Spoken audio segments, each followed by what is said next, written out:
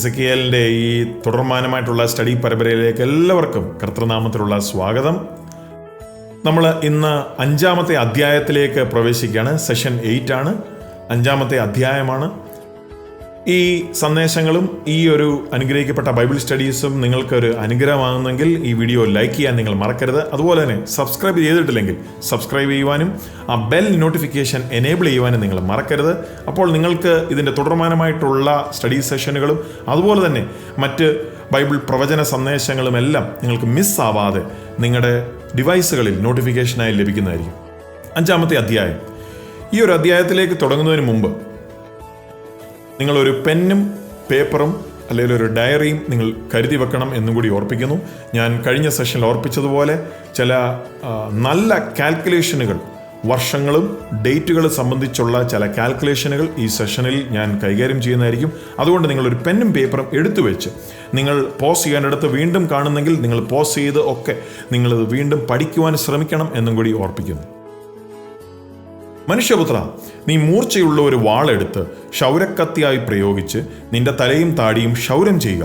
പിന്നെ തുലാസ് എടുത്ത് രോമം തൂക്കി വിഭാഗിക്കുക. അവിടെ ആ വാൾ എന്ന് പറയുന്ന പദം തന്നെ ഖെരബ് എന്ന് പറയുന്ന ഒരു പദമാണ് എബ്രായ ഭാഷയിൽ. നിന്റെ തലയും താടിയും ക്ഷൗരം ചെയ്യുക. അതിൻ്റെ അർത്ഥം നഗരത്തെ തുടച്ചു നീക്കുക, അവിടെയുള്ള നിവാസികളെ തുടച്ചു നീക്കുന്ന ഒരു അർത്ഥമാണ് ആ പദപ്രയോഗത്തിൻ്റെ അർത്ഥം. യെശയ്യാവിൻ്റെ പുസ്തകത്തിലും യെരമ്യാവിൻ്റെ പുസ്തകത്തിലും എല്ലാം നമ്മൾ ആ പദപ്രയോഗം കാണുന്നുണ്ട്. അതുപോലെ തന്നെ തുലാസ് എടുത്ത് രോമം തൂക്കി വിഭാഗിക്കുക. അതിൻ്റെയും അർത്ഥം ദൈവത്തിൻ്റെ ന്യായവും ന്യായവിധികളും വളരെ കറക്റ്റും വളരെ ആക്യുറേറ്റുമാണ്. യാതൊരു വിധത്തിലും അവൻ്റെ ന്യായവിധിയിലോ അല്ലെങ്കിൽ അവൻ്റെ ജസ്റ്റിസിലോ ന്യായത്തിലോ ഒന്നും പാർഷ്യാലിറ്റി ഇല്ല. ദൈവം വളരെ കറക്റ്റാണ് എന്നുള്ളൊരർത്ഥമാണ് അത് കൊടുക്കുന്നത്. രോമത്തെപ്പറ്റി പറയുമ്പോൾ ഒരു പുരോഹിതൻ്റെ വേർപാടിനെ, കോൺസിക്രേഷനെ ചൂണ്ടിക്കാണിക്കുന്ന ഒരു കാര്യമായിരുന്നു അവൻ്റെ രോമം. ലേവ്യ പുസ്തകം 21 കാണുന്നു. അപ്പോൾ രോമം ക്ഷൗരം ചെയ്യുക എന്ന് പറയുന്നത് പുരോഹിതനെ സംബന്ധിച്ചിടത്തോളം അത് വളരെ നാണക്കേടുള്ളൊരു കാര്യമായിരുന്നു.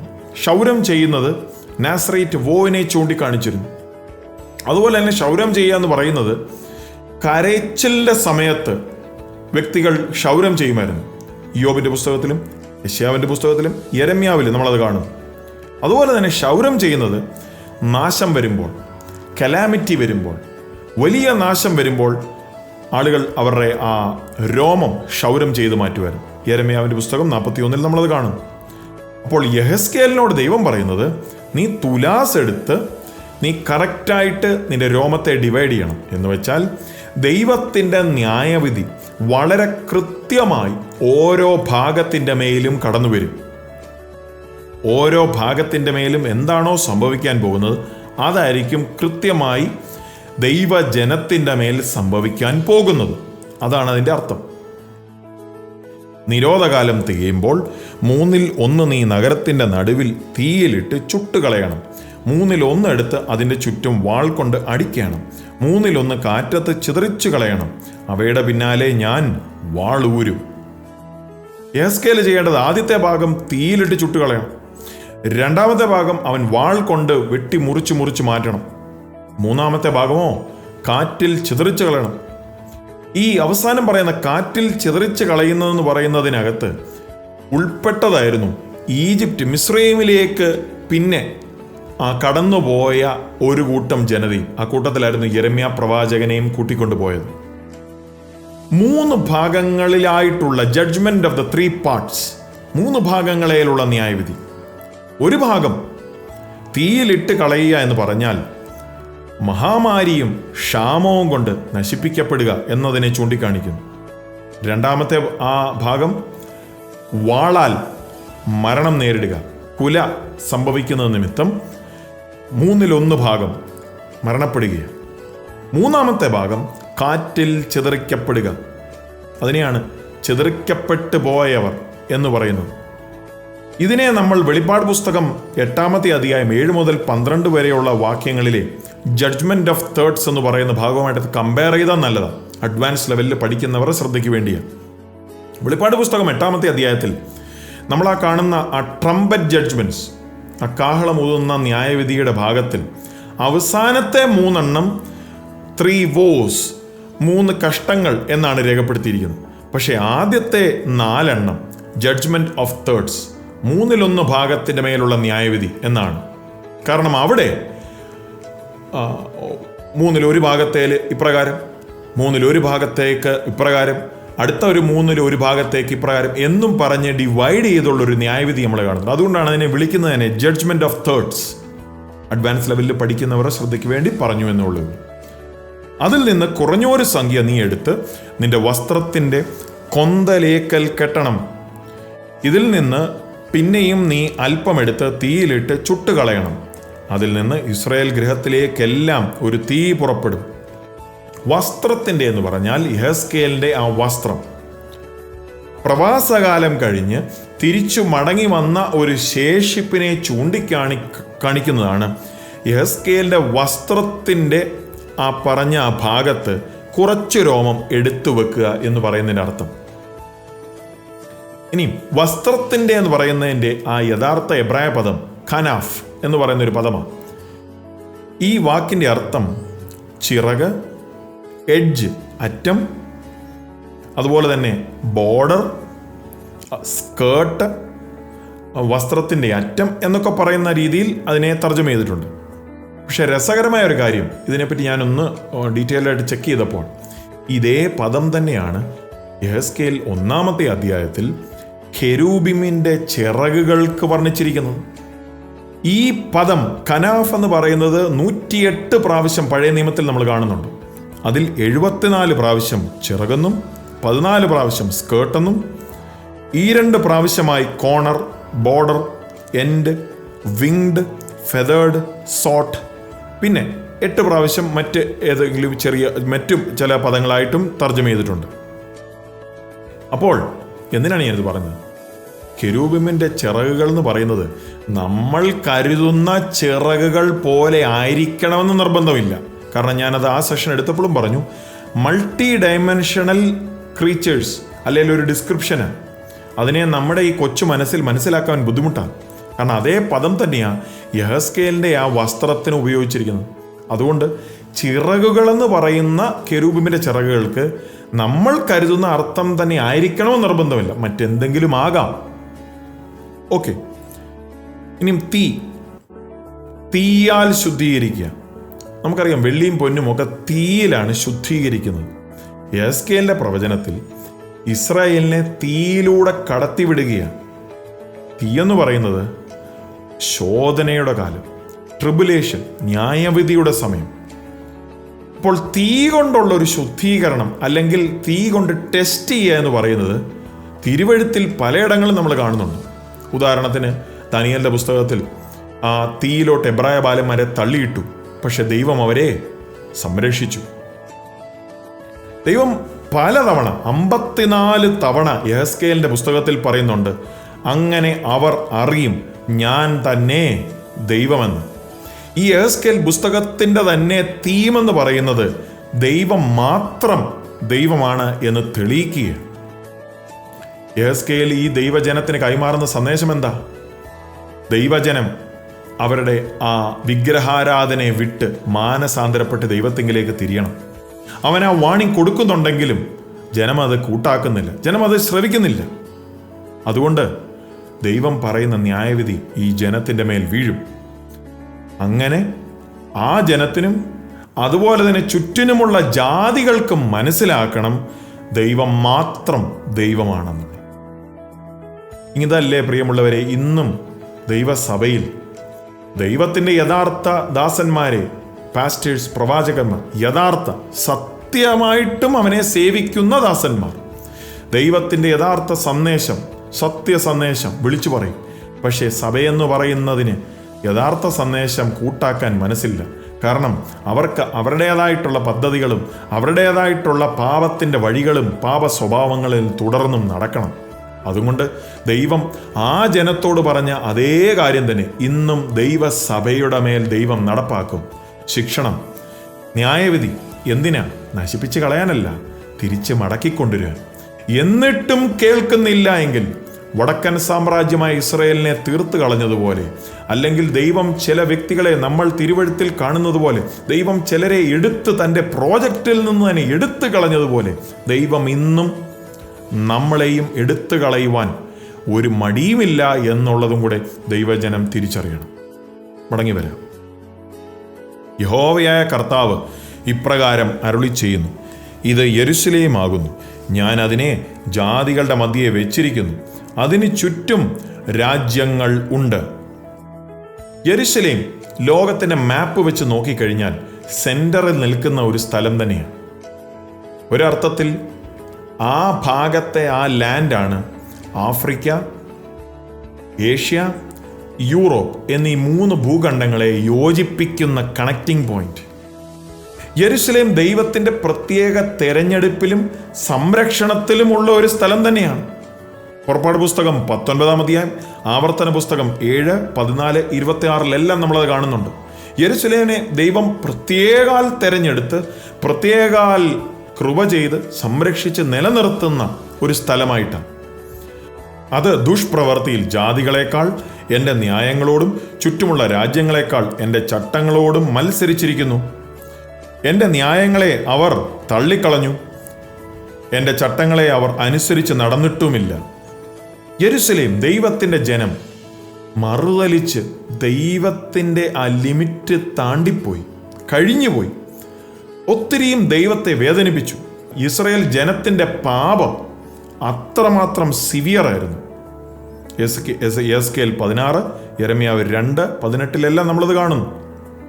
അതുകൊണ്ട് യഹോവയായ കർത്താവ് ഇപ്രകാരം അരുളി ചെയ്യുന്നു: നിങ്ങൾ നിങ്ങളുടെ ചുറ്റുമുള്ള ജാതികളെക്കാൾ അധികം മത്സരിച്ച് എൻ്റെ ചട്ടങ്ങളെ അനുസരിച്ച് നടക്കാതെയും എൻ്റെ ന്യായങ്ങളെ പ്രമാണിക്കാതെയും ചുറ്റുമുള്ള ജാതികളുടെ ന്യായങ്ങളെ പോലും ആചരിക്കാതെയും ഇരിക്ക കൊണ്ട് യഹോവയായ കർത്താവ് ഇപ്രകാരം അരുളി ചെയ്യുന്നു: ഇതാ ഞാൻ തന്നെ നിനക്ക് വിരോധമായിരിക്കുന്നു. ജാതികൾ കാണുക, ഞാൻ നിന്റെ നടുവിൽ ന്യായവിധികളെ നടത്തും. ഞാൻ ചെയ്തിട്ടില്ലാത്തതും മേലാൽ ഒരിക്കലും ചെയ്യാത്തതുമായ കാര്യം നിന്റെ സകല മ്ലേച്ഛതകളും നിമിത്തം ഞാൻ നിന്നിൽ പ്രവർത്തിക്കും. വളരെ രസകരമായ ഒരു പദപ്രയോഗമാണ്. ഞാൻ ചെയ്തിട്ടില്ലാത്തതും മേലാൽ ഒരിക്കലും ചെയ്യാത്തതുമായ കാര്യം നിന്റെ സകല മ്ലേച്ഛതകളും നിമിത്തം ഞാൻ നിന്നിൽ പ്രവർത്തിക്കും. ഇപ്രകാരം ഒരേ പദപ്രയോഗം തന്നെയല്ലേ ദാനിയേൽ 12 നമ്മൾ കാണുന്നുണ്ട്. അതിനെ തൊട്ട് യേശു താൻ പഠിപ്പിക്കുമ്പോൾ പറയുന്നുണ്ട്. എന്നിട്ട് ആ സമയത്തെക്കുറിച്ച് താൻ പഠിപ്പിക്കുമ്പോൾ പറയുന്നു: മഹാവ്യാധിയുടെ കാലം, ഒരിക്കലും കണ്ടിട്ടില്ലാത്തതും മേലാൽ കാണാൻ പോകുന്നതുമല്ലാതുള്ള, മേലാൽ ഇനി സംഭവിക്കാത്തതുമായിട്ടുള്ള ഒരു സമയത്തെപ്പറ്റി. ദൈവത്തിന് ഇതെല്ലാം പറയുമ്പോൾ എന്താണ് ഡെമോൺസ്ട്രേറ്റ് ചെയ്ത് കാണിക്കാനുള്ളത്? ദൈവത്തിന് തൻ്റെ നീതി, പരിശുദ്ധി ഈ ലോകത്തിൻ്റെ മുമ്പാകെ അവന് ഒന്ന് വർണ്ണിക്കണം. അത് ഈ എസ്കേൽ പുസ്തകത്തിൽ തുടർമാനമായി അനേക വാക്യങ്ങളിൽ കാണുന്ന ഒരു ആശയമാണ്. അതിൽ ഉൾപ്പെട്ട് നിൽക്കും ദൈവത്തിൻ്റെ ശിക്ഷണ ന്യായവിധികൾ, ഇസ്രായേലിനെ ന്യായം വിധിച്ച ശിക്ഷണ നടപടികൾ. അത് വിലാപങ്ങളുടെ പുസ്തകം 1, 2, 4 അധ്യായങ്ങൾ നമ്മളത് കാണുന്നുണ്ട്. ദൈവത്തിൻ്റെ ശിക്ഷണ നടപടികൾ, ന്യായവിധികൾ. ആകയാൽ നിന്റെ മധ്യേ അപ്പന്മാർ മക്കളെ തിന്നും, മക്കൾ അപ്പന്മാരെയും തിന്നും. ഞാൻ നിന്നിൽ ന്യായവിധി നടത്തും. നിന്നിലുള്ള ശേഷിപ്പിനെ ഒക്കെയും ഞാൻ എല്ലാ കാറ്റുകളിലേക്കും ചിതറിക്കളയും. ആ പറഞ്ഞ ആ പദപ്രയോഗം, കാറ്റുകളിലേക്കും ചിതറിക്കളയും എന്ന് പറയുന്നത് ജൂയിഷ് ഡയാസ്പൊറ, യഹൂദന്മാരെ ലോകത്തിൻ്റെ നാനാദിക്കിലേക്കും ചിതറിച്ച് കളഞ്ഞതിനെ പറ്റി ആയിരിക്കണമല്ലോ. ഇവിടെ നമ്മൾ കാണുന്നത് അപ്പന്മാർ മക്കളെ തിന്നും, മക്കൾ അപ്പന്മാരെ തിന്നും എന്ന് പറയുന്ന കാനിബോളിസം.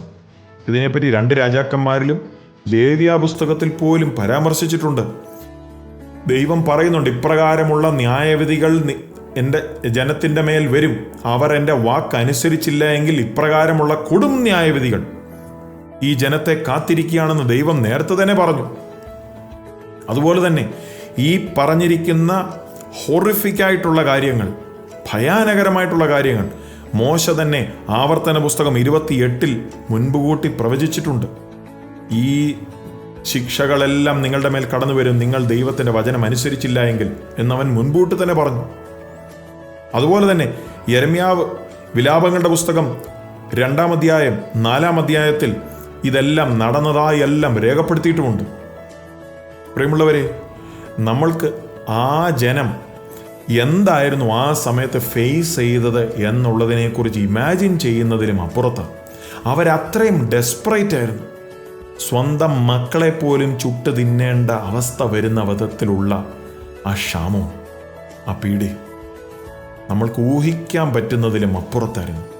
ദൈവത്തിൻ്റെ സ്വന്തം ജനത്തിൻ്റെ മേൽ, സ്വന്തം ജനമെന്ന് പേർ വിളിച്ച് വേർതിരിച്ച ജനത്തിൻ്റെ മേൽ ദൈവം അഴിച്ചുവിട്ട ന്യായവിധി. ഇതിൽ നിന്ന് നമ്മളോട് ദൈവം ഇന്ന് സംസാരിക്കുന്നത് സൂക്ഷിക്കേണ്ടതാണ് ദൈവസന്നിധിയിൽ നടക്കുന്ന ജീവിതം. ഞാൻ വീണ്ടും ഓർപ്പിക്കുന്നു, പൗലോസ് റോമർക്കെഴുതിയ ലേഖനം 11-ാമത്തെ അധ്യായത്തിൽ പറയുന്നത് പോലെ, കാട്ടൊലിവിന്ന് നമ്മളെ ചേർത്തുവെങ്കിൽ സ്വന്തം ഒലിവിനോട് ദൈവത്തിന് ഇപ്രകാരമുള്ള ന്യായവിധി കാണിക്കുവാൻ യാതൊരുവിധ മടിയും തോന്നിയില്ല എങ്കിൽ നമ്മളോട് എത്രയും അധികം, അവിടെ പൗലോസ് പറയുന്നത് നമ്മളെ പിഴുതെറിഞ്ഞ് കളയുവാൻ പോലും ദൈവത്തിനും പറ്റാത്ത വല്ല കാര്യമാണോ? അതുകൊണ്ട് വളരെ സൂക്ഷ്മതയോടെ നിൽക്കണം, വളരെ ഭയത്തോടും വിറയലോടും നിൽക്കേണ്ടതാണ് നമ്മൾ നടക്കുന്ന ഈ ക്രിസ്തീയ ജീവിതം. ക്രിസ്തീയ ജീവിതം എന്ന് പറയുന്നത് എങ്ങനെയെങ്കിലും നടക്കാനുള്ളതല്ല, കുത്തഴിഞ്ഞ ജീവിതമല്ല, കുത്തിക്കെട്ടുള്ള ജീവിതമാണ്. വളരെ ഭയത്തോടും ദൈവത്തെ അനുസരിച്ചും കർത്താവിന് വേണ്ടി ഓരോ സമയവും കർത്താവേ എന്നെ സഹായിക്കണം, അങ്ങയുടെ പരിശുദ്ധാത്മാവിനാൽ എന്നെ സഹായിക്കണം, വിശുദ്ധിയോടുകൂടി ജീവിക്കുവാൻ എന്നെ സഹായിക്കണം എന്നും പറഞ്ഞുകൊണ്ട് ഓരോ ദിവസവും താഴ്ത്തി സമർപ്പിച്ച് ജീവിക്കാനുള്ളതാണ് ക്രിസ്തീയ ജീവിതം. അതൊന്ന് പറഞ്ഞിട്ട് ഞാൻ മുൻപോട്ട് കടന്നുപോയി. അതുകൊണ്ട് യഹോവയായ കർത്താവ് അരുളി ചെയ്യുന്നത്, നിന്റെ എല്ലാ വെറുപ്പുകളാലും സകല മ്ലേച്ഛതകളാലും എൻ്റെ വിശുദ്ധ മന്ദിരത്തെ നീ അശുദ്ധമാക്കിയതുകൊണ്ട് എന്നാണ് ഞാനും നിന്നെ ആദരിക്കാതെ എൻ്റെ കടാക്ഷം നിങ്കൽ നിന്ന് മാറ്റിക്കളയും, ഞാൻ കരുണ കാണിക്കുകയുമില്ല. ഇതെല്ലാം നമ്മൾ 8-ാമത്തെ അധ്യായം വരുമ്പോൾ ഡീറ്റെയിലായി നമ്മൾ കാണുന്നതായിരിക്കും. എൻ്റെ കടാക്ഷം നിങ്കൽ നിന്ന് മാറ്റിക്കളയും എന്ന് വെച്ച് കഴിഞ്ഞാൽ എൻ്റെ നോട്ടം നിങ്കൽ നിന്ന് തിരിച്ചു കളയും എന്ന് വെച്ചാൽ ഞാൻ നിന്നെ ശ്രദ്ധിക്കത്തില്ല, നീ കഷ്ടതയുടെ നടുവിലൂടെ പോകുമ്പോൾ ഞാൻ നിന്നെ മൈൻഡ് ചെയ്യത്തുപോലുമില്ല എന്നൊരർത്ഥമാണ്. നിന്നിൽ 3-ൽ-1 മഹാമാരി കൊണ്ട് മരിക്കും, ക്ഷാമം കൊണ്ട് അവർ നിന്റെ നടുവിൽ മുടിഞ്ഞു പോകും. 3-ൽ-1 നിന്റെ ചുറ്റും വാൾ കൊണ്ട് വീഴും. 3-ൽ-1 ഞാൻ എല്ലാ കാറ്റുകളിലേക്കും ചിതറിച്ചു കളയും, അവരുടെ പിന്നാലെ വാളൂരുകയും ചെയ്യും. ഈ ന്യായവിധികളെയാണ് നമ്മൾ 2-ാമത്തെ വാക്യത്തിൽ നമ്മൾ കണ്ടത്. ഇതേ കാര്യം തന്നെ യെരമ്യാവ് 14-ാമത്തെ അധ്യായത്തിൽ നമ്മൾ കാണുന്നുണ്ട്. ഈ ന്യായവിധി എന്ന് പറയുന്നത് സെദക്കയ്യയുടെ സമയത്ത് മാത്രം നടന്നതല്ല. അന്ന് നടന്നുവെങ്കിലും അന്നുകൊണ്ട് മാത്രം ആ ടൈപ്പ് ന്യായവിധികൾ തീർന്നു എന്ന് നിങ്ങൾ വിചാരിക്കരുത്. ഈ 3-ൽ-1 എന്ന് പറയുന്നത്, കാരണം ജർമ്മനിയിൽ നാസി ഹോളോകോസ്റ്റിന്റെ സമയത്ത് 3-ൽ-1 ഇതേപോലൊരു ന്യായവിധിയിലൂടെ കടന്നുപോയി. 1939 മുമ്പ് ഉദ്ദേശം എത്ര യഹൂദന്മാരുണ്ടായിരുന്നു? ഏകദേശം 18 മില്യൺ. എത്ര യഹൂദന്മാർ ഹിറ്റ്ലറിൻ്റെ കീഴിൽ, നാസി ജർമ്മനിയുടെ കീഴിൽ ആ ഹോളോകോസ്റ്റിൽ മരിച്ചു? ഏകദേശം 6 മില്യൺ, അതായത് 3-ൽ-1. ആദ്യത്തെ ആ ഹോളോകോസ്റ്റ് 3-ൽ-1 യഹൂദനെ കൊന്നുവെങ്കിൽ സെക്കറിയാവ് പ്രവാചകൻ 13-ാമത്തെ അധ്യായം 8-9 വാക്യങ്ങളിൽ പറയുന്നു, ഇനിയും അടുത്ത ഒരു ഹോളോകോസ്റ്റ് വരുന്നുണ്ട്. അവിടെ കർത്താവ് തന്നെ വിളിച്ചതാണ് മഹാവ്യാധിക്കാലം. ആ സമയത്ത് 3-ൽ-2 യഹൂദന്മാർ മരിക്കും. അതുകൊണ്ട് നമ്മളിപ്പോൾ ഈ വായിക്കുന്ന ഈ ഭാഗങ്ങൾ ഒരു പാറ്റേണാണ്. ഇനിയും സംഭവിക്കുവാൻ പോകുന്ന കാര്യങ്ങളെ പറ്റി വർണ്ണിക്കുന്നത് പോലെയുള്ള ഒരു പാറ്റേൺ. അങ്ങനെ എൻ്റെ കോപത്തിന് നിവൃത്തി വരും, ഞാൻ അവരോട് എൻ്റെ ക്രോധം തീർത്ത് തൃപ്തനാകും. എൻ്റെ ക്രോധം അവരിൽ നിവർത്തിക്കുമ്പോൾ യഹോവയായ ഞാൻ എൻ്റെ തീക്ഷ്ണതയിൽ അതിനെ അരുളി ചെയ്ത് എന്ന് അവർ അറിയും. ഈ ഒരു പദപ്രയോഗം, യഹോവയായ ഞാൻ എൻ്റെ തീക്ഷ്ണതയിൽ അതിനെ അരുളി ചെയ്തു, ഇത് യെഹെസ്കേലിൻ്റെ പുസ്തകത്തിൽ അനേക ഭാഗങ്ങളിൽ കാണുന്ന ഒരു പദപ്രയോഗമാണ്. മറ്റ് അനേക ഭാഗങ്ങളിലും കാണുന്നുണ്ട് ഇതേപോലെ ഒരു ആശയത്തിൽ, യഹോവയായ ഞാൻ എൻ്റെ തീക്ഷ്ണതയിൽ അരുളി ചെയ്തു എന്ന്. വഴി പോകുന്നവരൊക്കെയും കാണുക, ഞാൻ നിന്നെ നിന്റെ ചുറ്റുമുള്ള ജാതികളുടെ ഇടയിൽ ശൂന്യവും നിന്ദയുമാക്കും. ഞാൻ കോപത്തോട് ക്രോധത്തോടും കഠിന ശിക്ഷകളോടും കൂടെ നിന്നിൽ ന്യായവിധി നടത്തുമ്പോൾ നീ നിന്റെ ചുറ്റുമുള്ള ജാതികൾക്ക് നിന്നയും ആക്ഷേപവും ബുദ്ധിയുപദേശവും സ്തംഭനഹേതുവുമായിരിക്കും. യഹോവയായ ഞാൻ അരുളി ചെയ്തിരിക്കുന്നു, നിങ്ങളെ നശിപ്പിക്കേണ്ടതിന് ക്ഷാമം എന്ന നാശകരമായ ദുരസ്ത്രങ്ങൾ ഞാൻ എയ്യുമ്പോൾ നിങ്ങൾക്ക് ക്ഷാമം വർദ്ധിപ്പിച്ച് നിങ്ങളുടെ അപ്പം എന്ന കോൽ ഒടിച്ചു കളയും. നിന്നെ മക്കളില്ലാതെ ആക്കേണ്ടതിന് ഞാൻ ക്ഷാമത്തെയും ദുഷ്ടമൃഗങ്ങളെയും നിങ്ങളുടെ ഇടയിൽ അയക്കും. മഹാമാരിയും കുലയും നിന്നിൽ കടക്കും. ഞാൻ വാളും നിന്റെ നേരെ വരുത്തും. യഹോവയായ ഞാൻ അരുളി ചെയ്തിരിക്കുന്നു. ഈ 4 ടൈപ്പ് ഓഫ് ന്യായവിധികൾ, ക്ഷാമം, ദുഷ്ടമൃഗങ്ങൾ, മഹാമാരി, കുല, ഇതെല്ലാം വീണ്ടും 14-ാമത്തെ അധ്യായത്തിൽ വരുമ്പോൾ വീണ്ടും കാണും. ഇതെല്ലാം ഒരർത്ഥത്തിൽ ലേവ്യ പുസ്തകത്തിലും ആവർത്തന പുസ്തകത്തിലും നേരത്തെ തന്നെ മുൻകൂട്ടി പ്രവചിച്ചിട്ടുള്ളതാണ്. ഈ ടൈപ്പ് ന്യായവിധികൾ ദൈവജനത്തിൻ്റെ മേൽ കടന്നു വരുമെന്നുള്ളത്. ഇതിനെപ്പറ്റി തൊട്ട് വെളിപ്പാട് പുസ്തകം 6-ാമത്തെ അധ്യായത്തിൽ നമ്മൾ കാണുന്നുണ്ട്. കാരണം എന്നാ? ദൈവജനം ദൈവത്തിൻ്റെ വചനം അനുസരിക്കുന്നില്ലെങ്കിൽ ഇതേ ന്യായവിധികൾ വീണ്ടും കടന്നു വരുമെന്ന് നേരത്തെ തന്നെ ദൈവം മുൻകൂട്ടി തന്നെ അവരെ അറിയിച്ചിരുന്നു. ഈ ന്യായവിധികൾ, ഈ ടൈപ്പ് ന്യായവിധികൾ വളരെ സിഗ്നിഫിക്കൻ്റ് ആയിട്ടുള്ള, വളരെ ഇമ്പോർട്ടൻ്റ് ആയിട്ടുള്ള ന്യായവിധികളാണ്. അത് ലോകത്തോടും ചില കാര്യങ്ങൾ വിളിച്ചു പറയുന്നുണ്ട്, അതുപോലെ ഇസ്രായേലിനോടും ചില കാര്യങ്ങൾ അറിയിക്കുന്നുണ്ട്. അതുപോലെ തന്നെ പ്രവാസകാലത്തിൽ നിന്ന് തിരിച്ചു മടങ്ങി വന്ന ശേഷിപ്പിനോടും ഈ ടൈപ്പ് ന്യായവിധികൾക്ക് ചില കാര്യങ്ങൾ അറിയിക്കുവാനുണ്ട്. എന്താണ് ശേഷിപ്പ്? നമ്മളിവിടെ ആ ഒരു കാര്യത്തെപ്പറ്റി ഒന്ന് ചിന്തിക്കണം. എന്താണ് ശേഷിപ്പ്? ശേഷിപ്പ് എന്ന് പറയുന്നത് ബൈബിൾ പ്രവചനത്തിൻ്റെ ഒരു പ്രധാന ഘടകമാണ്. 587 BC മുതൽ ആ യെരുശലേം പട്ടണം വീണ സമയം മുതൽ നമ്മൾ ഈ ശേഷിപ്പ് എന്ന് പറയുന്ന ഒരു കാര്യം തിരുവഴുത്തിൽ നമ്മൾ കാണുന്നുണ്ട്. പക്ഷെ അവിടെയാണോ നമ്മൾ കാണുന്നത്? അവിടെ മുതൽ മാത്രമാണോ? അല്ല, ഉൽപ്പത്തിയുടെ പുസ്തകം മുതൽ തന്നെ നമ്മൾ ഈ ശേഷിപ്പ് കാണുന്നുണ്ട്. നോയയുടെ സമയത്ത് ആ പ്രളയം വന്നപ്പോൾ ലോകത്തെ മുഴുവൻ ദൈവം നശിപ്പിച്ചപ്പോൾ വെറും 8 പേരെ മാത്രം ദൈവം രക്ഷിച്ചു. 4 പുരുഷന്മാരും 4 സ്ത്രീകളും. ദൈവത്തിൻ്റെ ശേഷിപ്പ് എന്ന് പറയുന്ന ഒരു ഐഡിയ അവിടെ മുതൽ തന്നെ സ്റ്റാർട്ട് ചെയ്തതാണ്. നമ്മൾ തിരുവഴുത്തിൽ ചരിത്രപരമായും പ്രവചനമായിട്ട് നമ്മൾ നോക്കി പഠിച്ചു പോയാൽ നമ്മൾ ഈ ശേഷിപ്പിൻ്റെ ഈ ഒരു ആശയം എല്ലായിടത്തും വളരെ മനോഹരമായി വർണ്ണിച്ചിരിക്കുന്നത് നമുക്ക് കാണുവാൻ സാധിക്കും. യെശയ്യാവിൻ്റെ പുസ്തകം 6-ാമത്തെ അധ്യായത്തിൽ ഒരു കുറ്റി എന്ന് പറഞ്ഞ് വർണ്ണിച്ചിട്ടുണ്ട്. ജെസ്സിയുടെ റൂട്ട് എന്ന് പറയുന്ന കുറ്റി, അതൊരു പ്രവചനമായിട്ട് അവിടെ കാണിച്ചിരിക്കുന്നു. അതാണ് ശേഷിപ്പ്, ദൈവത്തിൻ്റെ ശേഷിപ്പ്. ദൈവം മുഴുവനുമായിട്ടും ദൈവത്തിൻ്റെ ജനത്തെ നശിപ്പിച്ച് കളയത്തില്ല, ഒരു ശേഷിപ്പിനെ അവിടെ ദൈവം അവശേഷിപ്പിക്കും. അപ്പോൾ ഈ ശേഷിപ്പെന്ന് പറയുന്നത് ബാബിലോണിൽ നിന്ന് മാത്രം തിരിച്ചു കൊണ്ടുവരുന്നവരല്ല. ശേഷിപ്പ് ജാതികളുടെ ഇടയിൽ മുഴുവനും ചിതറിക്കപ്പെട്ട ദൈവത്തിൻ്റെ ജനത്തിൽ നിന്നെല്ലാം മടക്കിക്കൊണ്ടുവരുന്ന ആ ഒരു ഗ്രൂപ്പിനെയാണ് ശേഷിപ്പ് എന്ന് പറയുന്നത് ഉദ്ദേശിക്കുന്നത്. ഈ ശേഷിപ്പിനെയാണ് ദൈവം അനേക പ്രോമിസുകൾ കൊടുത്ത് ദൈവം കൊടുത്ത ആ ദേശത്തേക്ക് മടക്കിക്കൊണ്ടുവരാം എന്ന് ദൈവം വാഗ്ദത്തം ചെയ്യുന്നത്. എന്നിട്ട് ദൈവം താൻ വാഗ്ദത്തം ചെയ്ത ദേശത്തേക്ക് മടക്കി കൊണ്ടുവന്ന് കഴിയുമ്പോൾ, അതായത് 2ാമത്തെ പ്രാവശ്യം മടക്കി കൊണ്ടുവന്ന് കഴിയുമ്പോൾ അതായിരിക്കും അവസാനത്തെ ആ പ്രാവശ്യമായിട്ട് രേഖപ്പെടുത്തിയിരിക്കുന്നത്. യെശയ്യാവിൻ്റെ പുസ്തകം 11-ാമത്തെ അധ്യായത്തിൽ അത് വർണ്ണിച്ചിട്ടുണ്ട്. അതായിരിക്കും അവസാനത്തെ പ്രാവശ്യം. ഒരു പ്രാവശ്യം കൂടെ മടക്കിക്കൊണ്ടിരിക്കുകയുള്ളൂ. നമുക്കറിയാം, 1ാമത്തെ പ്രാവശ്യം മടക്കി കൊണ്ടുവന്നു. എവിടെ? 70 വർഷം കഴിഞ്ഞപ്പോൾ പ്രവാസത്തിൽ നിന്ന് ദൈവജനത്തെ മടക്കിക്കൊണ്ടുവന്നു. വീണ്ടും ഒരു പ്രാവശ്യം പ്രവചനത്തിൽ യെശയ്യാവിൻ്റെ പുസ്തകം 11-ാമത്തെ അധ്യായത്തിൽ അവരെ മടക്കിക്കൊണ്ടുവരുമെന്ന് പറഞ്ഞു. അതെപ്പോഴായിരുന്നു? മെയ് 14, 1948.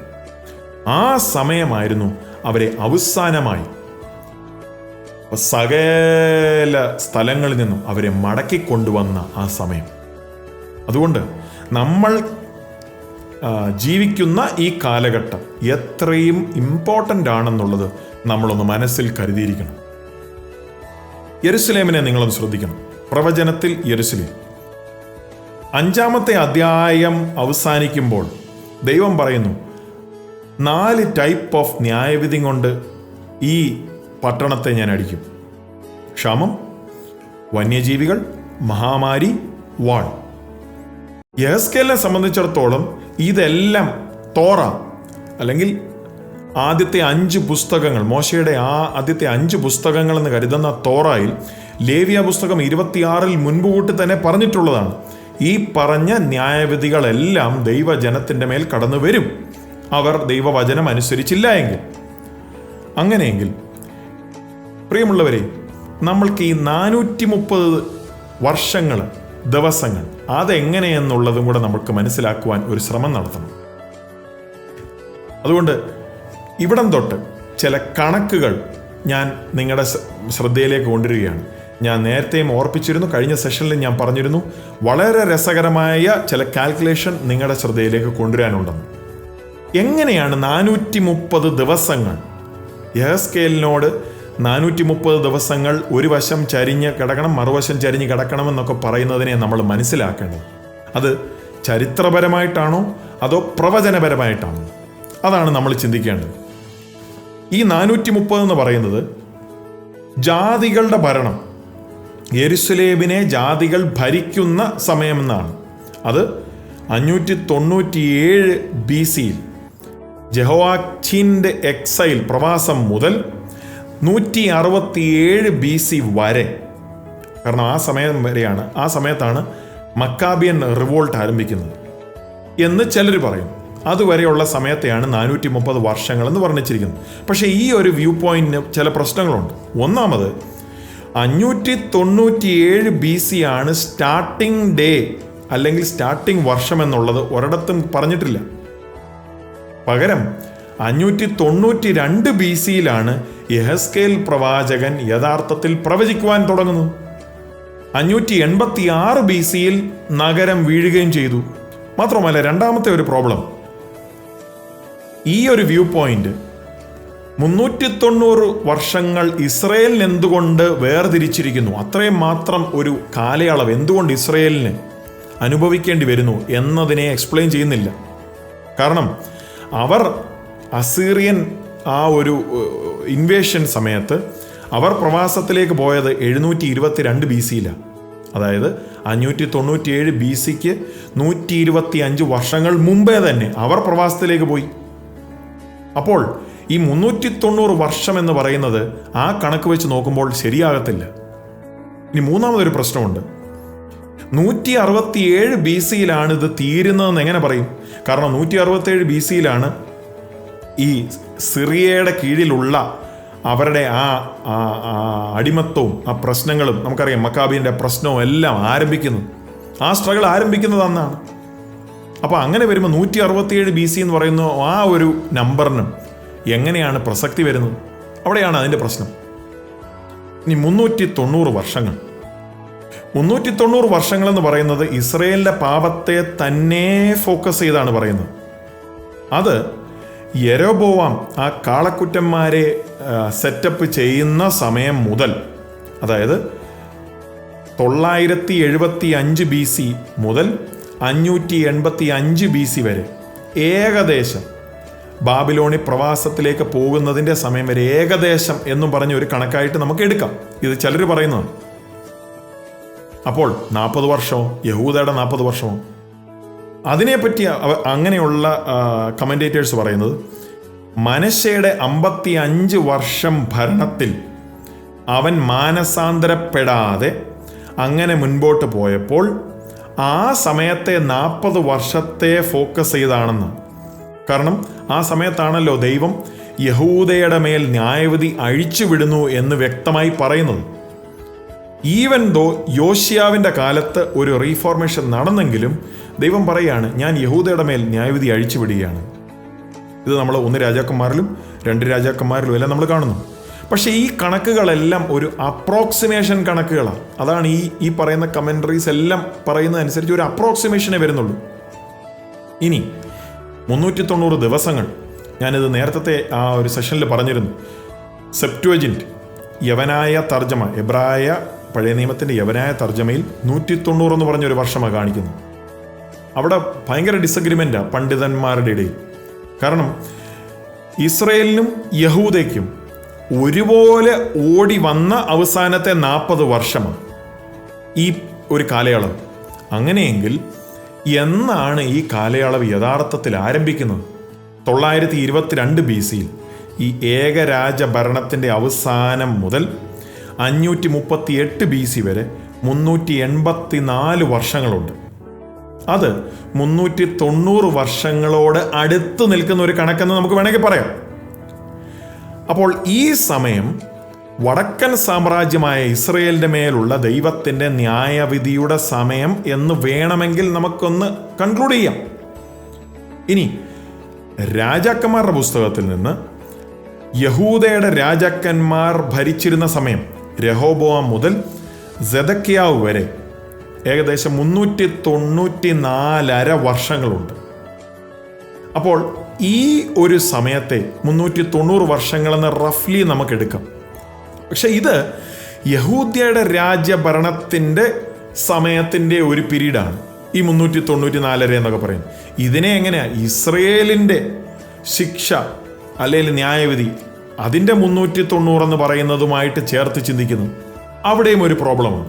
നിങ്ങൾ ആ പ്രോബ്ലം മനസ്സിലാക്കണം. 2 രാജാക്കന്മാർ 15 നമ്മൾ കാണുന്നത് പോലെ തിഗ്ലാത്ത് പൈലേസറിൻ്റെ സമയത്തിലെ ആ ഒരു നാശം ആരംഭിക്കുന്നതിൻ്റെ സമയം മുതൽ പ്രവാസം വരെ, അതായത് 734 BC മുതൽ പ്രവാസം വരെ ഏകദേശം 148 വർഷങ്ങൾ നമുക്ക് കിട്ടുന്നുണ്ട്. ഇത് 150 എന്ന് പറയുന്ന ആ വർഷക്കണക്കിനോട് ചേർന്ന് നിൽക്കുന്ന ഒരു കണക്ക് നമുക്ക് തോന്നാം. കാരണം സെപ്റ്റുവജിൻ്റിൽ ഈ എസെക്കിയേൽ 4:5 പറയുന്നത് 150 വർഷങ്ങളെന്ന്. അപ്പോൾ ചിലർ പറയുന്നത് അങ്ങനെയാണ് നമുക്ക് ആ 150നെ നമുക്ക് ടാലി ചെയ്യാൻ പറ്റുന്നത്. ഇനി ശമരിയ വീഴുന്നത് 721 BC. അന്ന് മുതൽ 538 BC വരെ 183 വർഷങ്ങളുണ്ട്. അത് 190 എന്ന് പറയുന്ന ആ നമ്പറിനോട് ചേർന്ന് നിൽക്കുന്ന ഒരു നമ്പർ എന്ന് വേണമെങ്കിൽ നമുക്ക് അവിടെയും നമുക്കൊന്ന് കൺക്ലൂഡ് ചെയ്യാം. കാരണം സെപ്റ്റുവജിൻ്റിൽ എസെക്കിയേലിൻ്റെ 4, 5, 9 190 എന്ന് പറയുന്ന ഒരു നമ്പറാണ്. ഇതെല്ലാം ഓരോ കമൻറ്റേറ്റേഴ്സ് പറയുന്ന റഫ് കാൽക്കുലേഷനുകളാണ്. എങ്ങനെയാണ് ഈ 390 ദിവസം അല്ലെ 390 വർഷം 40 വർഷം എന്നതിനെ അവർ ഒന്ന് കമ്പ്യൂട്ട് ചെയ്യുവാൻ ശ്രമിക്കുന്നത്. ഇനി 40 വർഷം യെരുസലേമിൻ്റെ ആ വീഴ്ച 586 BC മുതൽ പ്രവാസത്തിൽ നിന്ന് പ്രവാസികൾ മടങ്ങി വന്ന ആ ഒരു സമയം 538 BC വരെ 48 വർഷങ്ങളുണ്ട്. അത് അപ്രോക്സിമേറ്റ് ആയിട്ട് യഹൂദിയുടെ മേലുള്ള 40 വർഷത്തിൻ്റെ ഒരു ശിക്ഷണം അല്ലെ ന്യായവിധി എന്ന് വേണമെങ്കിൽ നമുക്കൊന്ന് കൺക്ലൂഡ് ചെയ്യാം. 40 വർഷം. അപ്പോൾ യഹൂദിയുടെ ആ പാപങ്ങൾ അവർ ആ അവസാനത്തെ 40 വർഷം പ്രവാസത്തിന് പോകുന്നതിന് മുമ്പ് അവർ ചെയ്തതിൻ്റെ അടിസ്ഥാനത്തിൽ അവർ അനുഭവിച്ചതാണെന്ന് വേണമെങ്കിൽ പറയാം. അതിനെ ചിലർ പറയുന്നത് യോശിയാവിൻ്റെ സമയത്ത് അവൻ്റെ 13ാമത്തെ വർഷം അവൻ്റെ ഭരണത്തിൻ്റെ സമയം മുതൽ, കാരണം ആ സമയം മുതലാണ് യെരമ്യാവ് പ്രവചിക്കുവാൻ തുടങ്ങിയത്, ആ സമയം മുതലാണ് എന്ന് ചിലർ അഭിപ്രായപ്പെടുന്നു. മറ്റു ചിലർ പറയുന്നത് യോശിയാവിൻ്റെ ഭരണത്തിൻ്റെ 18ാമത്തെ വർഷം മുതലാണെന്ന്. കാരണം ആ സമയത്താണ് നിയമത്തിൻ്റെ പുസ്തകം ചുരുൾ കണ്ടുപിടിച്ചതും ജനം അവരുടെ ഉടമ്പടി, ദൈവത്തോടുള്ള ഉടമ്പടിയെ പുതുക്കിയത്. അപ്പോൾ ആ സമയം മുതലാണ് ഈ 40 വർഷം അവർ പാപം ചെയ്തതിൻ്റെ പരിണിത ഫലമായി അവർ 40 വർഷം പിന്നീട് അവർ ന്യായവിധിയിൽ അവർ ദൈവത്തിൻ്റെ ശിക്ഷണത്തിലൂടെ കടന്നുപോയെന്ന് മറ്റു ചിലർ അഭിപ്രായപ്പെടുന്നു.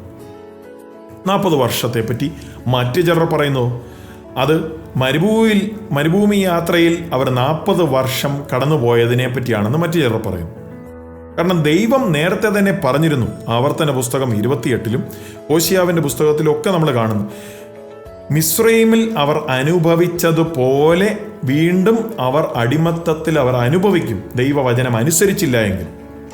അപ്പോൾ ദൈവം പറയുന്നത് മിസ്രൈമിൽ അവർ അനുഭവിച്ചതുപോലെ തന്നെയുള്ള ഒരു ശിക്ഷണത്തിലൂടെ, ഒരു ന്യായവിധിയിലൂടെ അവർ വീണ്ടും കടന്നുപോകും. അതിൽ ഇസ്രയേലിനായിരിക്കും യഹൂദയെക്കാട്ടിലും കൂടുതൽ സമയം ന്യായവിധിയിലേക്ക് കടന്നു പോകേണ്ടതാണ്. ഇതാണ് മറ്റൊരു കമൻറ്റേറ്ററിൻ്റെ അഭിപ്രായം. അപ്പോൾ 430 വർഷം ടോട്ടൽ, 390 വർഷം ഇസ്രയേലിനും 40 വർഷം യഹൂദയ്ക്കും. ഇത് യെരുശലേമിന് വെച്ച നിരോധനത്തെ പറ്റിയാണോ പറയുന്നത്? ഒരിക്കലുമല്ല. കാരണം യെഹെസ്കേൽ 4:1 മുതൽ 3 വരെ അത് ആ അക്ഷരാർത്ഥത്തിൽ നിരോധനത്തെപ്പറ്റി തന്നെ അവിടെ പറയുന്നുണ്ട്. പക്ഷേ അതൊരു പാറ്റേണാണ്, ആ ശിക്ഷണത്തിൻ്റെ ഒരു പാറ്റേണാണ്. അപ്പോൾ കൂട്ടി വരുമ്പോൾ 390 വർഷവും 40 വർഷവും ടോട്ടൽ 430 വർഷം. ഈ സമയമെന്ന് പറയുന്നത് ഇസ്രയേലിൻ്റെ ചരിത്രത്തിൽ തന്നെ ഫേമസ് ആയിട്ടുള്ളൊരു സമയമാണ്. കാരണം 430 വർഷമായിരുന്നു അവർ മിസ്രയീം ദേശത്ത് അടിമകളായി അവർ പാർത്തത്. പുറപ്പാട് പുസ്തകം 12-ലും ഗലാത്യർക്കുള്ള ലേഖനം 3-ാമത്തെ അധ്യായത്തിലെല്ലാം ഇതിനെപ്പറ്റി തൊട്ട് പറഞ്ഞിട്ടുണ്ട്. അതുകൊണ്ട് നമ്മുടെ ചോദ്യം, എന്തിനാണ് ദൈവം 390-ഉം 40-ഉം ഈ നമ്പറുകൾ തിരഞ്ഞെടുത്തത്? നമ്മൾ യെഹെസ്കേൽ 4:5 കണ്ടതാണ്. ഈ ദിവസങ്ങളെന്ന് പറയുന്നത് അവരുടെ പാപങ്ങൾക്ക് വേണ്ടിയുള്ള വർഷക്കണക്കായിട്ട് പറയുന്നുണ്ട്. ഒരു ദിവസം എന്ന് പറയുന്നത് ഒരു വർഷം എന്ന് പറയുന്ന ഒരു കണക്കായിട്ടാണ്. നമ്മളിത് കഴിഞ്ഞ സെഷനിൽ കണ്ടു. അപ്പോൾ ഈ വർഷങ്ങൾ 430 വർഷങ്ങളെന്ന് പറയുന്നത് ഭൂതകാലമാണോ അതോ ഭാവി കാലത്തെയാണോ ചൂണ്ടിക്കാണിക്കുന്നത്?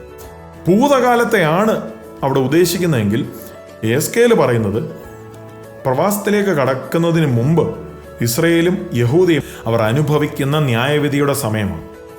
ഇനിയും ഭാവി കാലത്തെ പറ്റിയാണെങ്കിൽ ബാബിലോണിൻ്റെ കീഴിൽ അടിമത്തത്തിലായ ശേഷത്തിന് അതിന് കഴിഞ്ഞിട്ടും ഈ ഇസ്രയേലും യഹൂദയും വീണ്ടും ജാതികളുടെ കീഴിൽ അടിമത്തത്തിലാകും അവരുടെ പാപത്തിൻ്റെ പരിണിതഫലമായി. അപ്പോൾ 430 വർഷം. എന്തു തന്നെയായാലും 430 വർഷം ന്യായവിധി, അതിലേതായാലും തർക്കമില്ല. യെഹെസ്കേൽ 4:1 മുതൽ 8 വരെയുള്ള വാക്യങ്ങൾ നമ്മൾ കണ്ടതാണ്. എല്ലാവർക്കും അറിയാവുന്നതാണ് 70 വർഷമാണ് അവർ ബാബിലോണിയ പ്രവാസകാലം.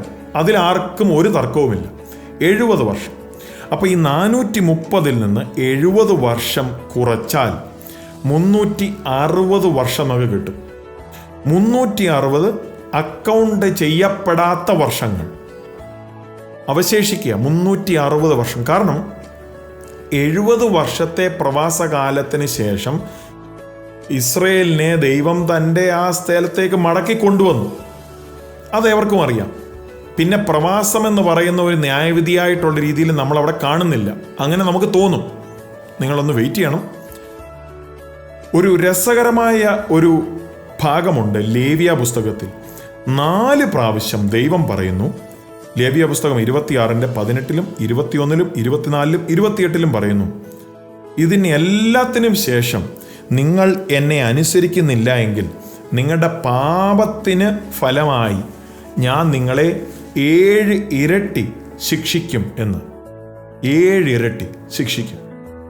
അപ്പോൾ ഈ 360 എന്ന് പറയുന്ന അക്കൗണ്ട് ചെയ്യപ്പെടാത്ത വർഷങ്ങളെ 7 കൊണ്ട് ഗുണിച്ചാൽ 2520 വർഷങ്ങൾ എന്ന് പറയുന്ന ഒരു കണക്ക് കിട്ടും.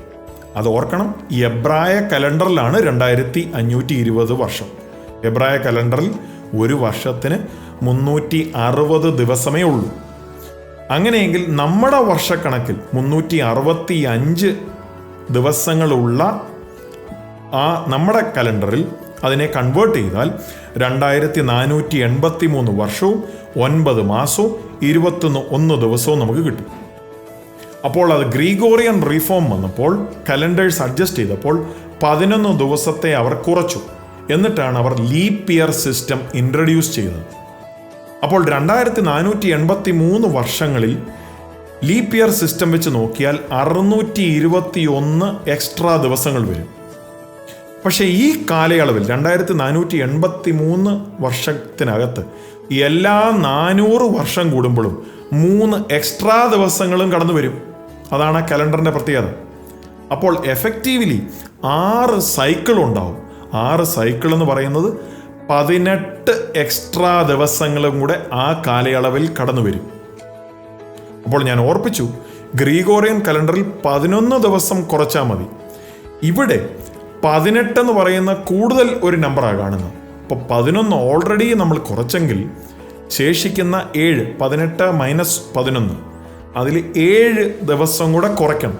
അങ്ങനെ 621-ൽ നിന്ന് 7 ദിവസങ്ങളൂടെ കുറച്ചാൽ 614 ദിവസങ്ങളാണ് നമുക്കവിടെ കിട്ടുന്നത്. അതിൻ്റെ കൂടെ 2483 ഗുണം 365 അതാണല്ലോ നമ്മുടെ വർഷക്കണക്ക്. അങ്ങനെയെങ്കിൽ 905,295 ഡേയ്സ്.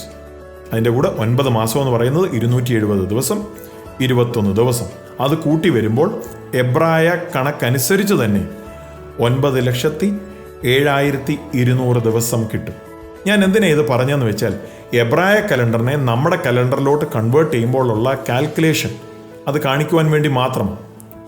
ഓക്കെ, ഇനി ഈ ഇസ്രയേൽ ജനതയുടെ പ്രവാസകാലം എന്ന് പറയുന്നത് ഞാൻ കഴിഞ്ഞ പ്രാവശ്യം പറഞ്ഞിരുന്നു. ഒന്നാമത്തെ ആ നിരോധനം മുതൽ ആ servitude of the nation, captivity period എന്ന് പറഞ്ഞ് ഞാൻ പറഞ്ഞിരുന്നു 70 വർഷം. ആ 70 വർഷം എന്ന് പറയുന്നത് 360 ദിവസക്കണക്കനുസരിച്ച് എബ്രായ കലണ്ടർ അനുസരിച്ചാണ്. അങ്ങനെയെങ്കിൽ ആ കണക്കനുസരിച്ച് നോക്കിയാൽ 25,200 ദിവസമാണ്. അതെന്ന് പറയുന്നത് നമ്മുടെ വർഷക്കണക്കനുസരിച്ച് 69 വർഷം. 2 ദിവസം കുറവാണ്, എങ്കിലും 69 വർഷം. അപ്പോൾ 606 BC, ഞാൻ നേരത്തെ ഓർപ്പിച്ചിരുന്നു, പ്രവാസം തുടങ്ങുന്നത് ഒന്നാമത്തെ നിരോധനം തൊട്ടാണ്. 606 BC മുതൽ 69 വർഷം നമ്മൾ കൂട്ടിയാൽ 537 BC വന്ന് നിൽക്കും. 537 BC ജൂലൈ 23 ആയിരുന്നുവെങ്കിൽ, ആ ദൈവജനത്തെ റിലീസ് ചെയ്ത ദിവസമെങ്കിൽ, കോരേശ് രാജാവിൻ്റെ ആ ഡിക്രിയിൽ, അവർ ആ ഉത്തരവിൽ അവർക്ക് മോചനം ലഭിക്കുന്ന ആ ദിവസം എന്ന് പറയുന്നത് അത് ചരിത്രത്തിൽ രേഖപ്പെടുത്തിയിട്ടുള്ള ദിവസമാണ്. അങ്ങനെയെങ്കിൽ ആ ദിവസം മുതൽ ഈ പറഞ്ഞ കണക്ക് 2483 വർഷം 9 മാസം 21 ദിവസം നമ്മൾ അന്ന് തൊട്ട് കൂട്ടിയാൽ, അതിൻ്റെ കൂടെ ഒരു ദിവസം ഓർക്കണം, BC യും AD യും തമ്മിൽ ഇടയ്ക്ക് 0 ഇല്ലാത്തതും കൊണ്ട് ഒരു വർഷം നമ്മൾ ആഡ് ചെയ്യണം. അങ്ങനെ നമ്മൾ കൂട്ടി വരുമ്പോൾ വന്ന് ചേരുന്ന ദിവസമാണ് മെയ് 14, 1948. എന്തെങ്കിലും പ്രത്യേകതയുണ്ടോ? ആ ദിവസമാണ് ഇസ്രയേൽ എന്ന് പറയുന്ന രാഷ്ട്രം റീബോൺ ആകുന്നത്, റീ എസ്റ്റാബ്ലിഷ്ഡ് ആകുന്നത്. ഇസ്രയേലിൻ്റെ രാഷ്ട്രം റീ എസ്റ്റാബ്ലിഷ്ഡ് ആകുന്നത്. അപ്പോൾ ഞാൻ ഓർപ്പിച്ചു, ജാതികളുടെ സമയം, കോരശ് രാജാവിൻ്റെ സമയത്തിൻ്റെ ആ ഒരു ഉത്തരവ് മുതൽ 2520 വർഷം നമ്മൾ കൂട്ടിയപ്പോൾ മെയ് 14, 1948 എന്ന് പറയുന്ന ആ ദിവസം നമുക്ക് കിട്ടി. ഇസ്രയേൽ രാഷ്ട്രം തിരിച്ച് റീ എസ്റ്റാബ്ലിഷ്ഡ് ആയ ദിവസം. അപ്പോൾ ആ രാഷ്ട്രത്തിന് ആ കാൽക്കുലേഷൻ നമ്മൾ നോക്കിയപ്പോൾ അത് ആ രാഷ്ട്രം പ്രവാസത്തിലേക്ക് പോയി, അതിനെ തിരിച്ച് റീ എസ്റ്റാബ്ലിഷ് ചെയ്ത ഒരു കണക്കെന്ന് പറയുന്ന ആ ദിവസം നമുക്ക് കിട്ടി. കാരണം 360 ശേഷിക്കുന്ന വർഷങ്ങളുടെ കണക്കെടുത്താണ് നമ്മളിത് ഉണ്ടാക്കുന്നത്. പക്ഷേ യെരുശലേമിനെ പറ്റി നമ്മൾ നോക്കിയാലോ? യെരുശലേമിനെ പറ്റി നോക്കിയാൽ നമ്മൾ ആ നേരത്തെ സെഷനിൽ നമ്മൾ കണ്ടു, മൂന്നാമത്തെ നിരോധനം മുതൽ, അല്ലെങ്കിൽ യെരുശലേം വീണ സമയം മുതൽ യെരുശലേം ഡെസൊലേറ്റായി, അശുദ്ധമായി. എപ്പോൾ വരെ? അർട്ടാക്സർസസിന്റെ ഉത്തരവിൻ്റെ ആ ദിവസം വരെ. അപ്പോൾ ആ കണക്കിൻ്റെ ആ ഉത്തരവിറക്കുന്ന സമയം മുതൽ 2520 വർഷം നമ്മൾ കൂട്ടിയാൽ ഏത് ഡേറ്റ് വരെ വരാം? അതാണ് നമ്മൾ ചിന്തിക്കേണ്ടത്. ഇനി യേശു പറഞ്ഞ ഒരു കാര്യമുണ്ട്. ലൂക്കോസ് 21:24 വാക്യത്തിൽ, അവർ വാളിൻ്റെ വായ്ത്തലയാൽ വീഴുകയും അവരെ സകല ജാതികളിലേക്കും ബദ്ധരായി കൊണ്ടുപോവുകയും ജാതികളുടെ കാലം തികയോളം ജാതികൾ യെരുശലേം ചവിട്ടിക്കളയുകയും ചെയ്യും. അവിടെ നിങ്ങൾ കണ്ടോ? ജാതികളുടെ കാലം തികയോളം ജാതികൾ യെരുശലേം ചവിട്ടിക്കളയുകയും ചെയ്യും. പ്രിയമുള്ളവരെ, 1948 മുതൽ ഇസ്രയേൽ നേരിട്ട അനേക യുദ്ധങ്ങളുണ്ട്. 6 Day വാർ എന്ന് പറയുന്ന യുദ്ധം, അറബ് ഇസ്രയേലി വാർ എന്ന് പറയുന്ന യുദ്ധങ്ങളിലെല്ലാം ഇസ്രയേലിന് യെരുശലേമിലേക്ക് ആക്സസ് ലഭിച്ചു. പക്ഷേ യഥാർത്ഥത്തിൽ ഇസ്രയേൽ ഇന്നും യെരുശലേമിനെ കൺട്രോൾ ചെയ്യുന്നുണ്ടോ? ഇല്ല. അപ്പോൾ ഞാൻ ഓർപ്പിച്ചു, അർട്ടാക്സർക്സസ് നെഹമ്യാവിന് കൊടുത്ത ഉത്തരവിൻ്റെ സമയം മുതൽ ശേഷിക്കുന്ന 2520 വർഷങ്ങൾ, കാരണം ദൈവം യെഹെസ്കേലിനോട് പറഞ്ഞ ആ ഒരു 360 ശേഷിക്കുന്ന വർഷങ്ങളാണ്. 430 നിന്ന് 70 മൈനസ് ചെയ്ത് കഴിയുമ്പോൾ ശേഷിക്കുന്ന വർഷത്തിൻ്റെ ആ കണക്കുകളാണ് നമ്മൾ പറയുന്നത്.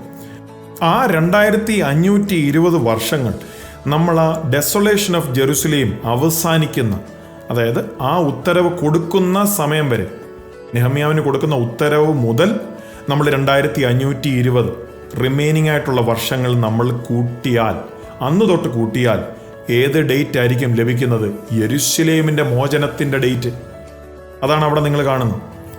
അങ്ങനെ നമ്മൾ കൂട്ടുമ്പോൾ ഈ ജാതികളുടെ സമയം എന്ന് പറയുന്നത് ലൂക്കോസ് 21-24 വാക്യം വെച്ച് എടുക്കുമ്പോൾ ചരിത്രത്തിൽ നെഹമ്യാവിന് കൊടുത്ത ഉത്തരവിൻ്റെ ദിവസം അനുസരിച്ച് മാർച്ച് 14 445 BC, ആ സമയം മുതൽ 2483 വർഷം 9 മാസം 21 ദിവസം നമ്മൾ കൂട്ടിയാൽ, ആ ഉത്തരവിൻ്റെ ആ സമയം മുതൽ കൂട്ടിയാൽ, ഇവിടെയും നമ്മൾ BC യും AD യും തമ്മിൽ 0 ഇല്ലാത്തത് കാരണം ഒരു വർഷം നമ്മൾ കൂട്ടണം.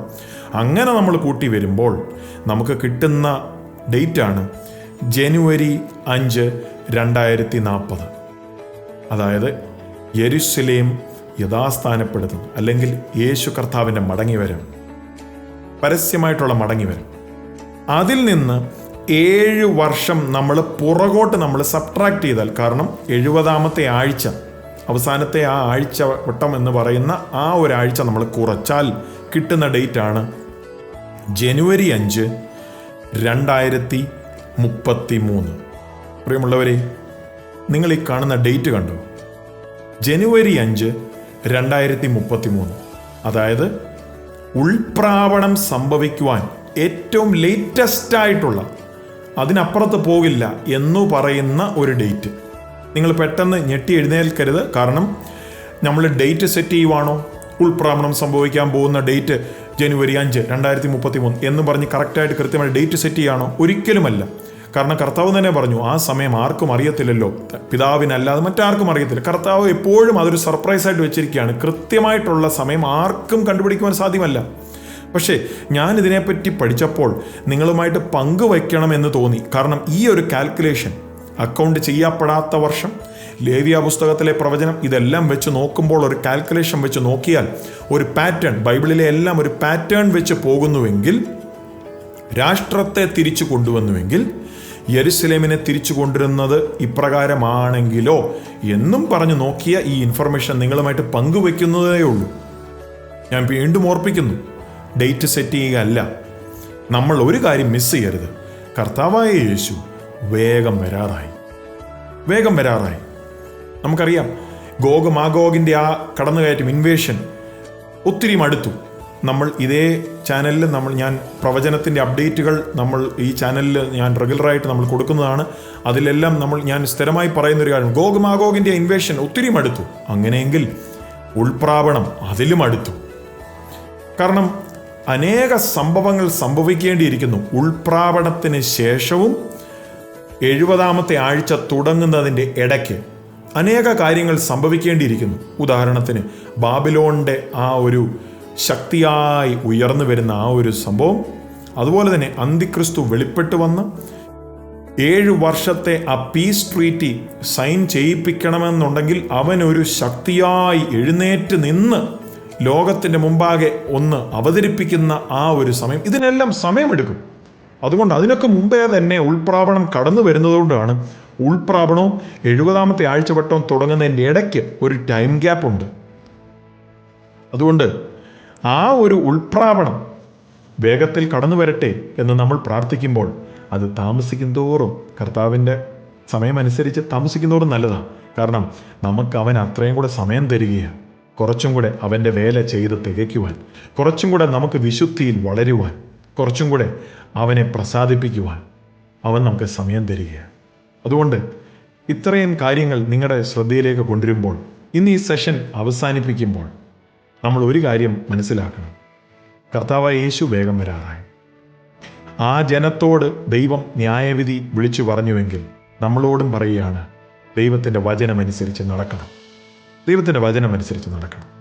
ഇന്ന് ഈ സെഷൻ ഇവിടെ അവസാനിപ്പിക്കുകയാണ്. യെഹെസ്കേൽ തൻ്റെ 4 സൈൻസ്, അടയാളങ്ങൾ അവൻ ഡെമോൺസ്ട്രേറ്റ് ചെയ്ത് കാണിച്ചു.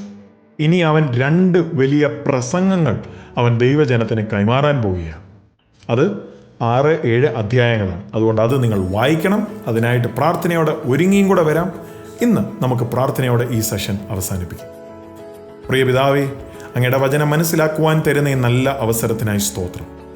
അങ്ങയുടെ ജനം മറുതലിച്ച് ന്യായവിധിയിലൂടെ കടന്നുപോയി കർത്താവിൻ്റെ ആ ന്യായവിധി അവരുടെ മേൽ കടന്നു വന്നു ഞങ്ങൾ പഠിക്കുമ്പോൾ ഞങ്ങൾക്കും അതൊരു പാഠമായിരിക്കണമേ. ഞങ്ങൾ അങ്ങയുടെ വചനമനുസരിച്ച് അങ്ങയെ പ്രസാദിപ്പിച്ച് അങ്ങയുടെ വേല തികയ്ക്കുവാൻ സഹായിക്കണമേ.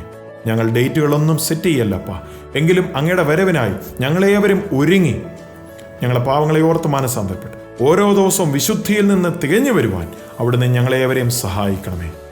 കേൾക്കുന്ന സകലരെയും അവിടുന്ന് ധന്യമായി അനുഗ്രഹിക്കണമേ. വരവിനായി ഒരുക്കണമേ. പ്രാർത്ഥന കേട്ടതുകൊണ്ട് നന്ദി.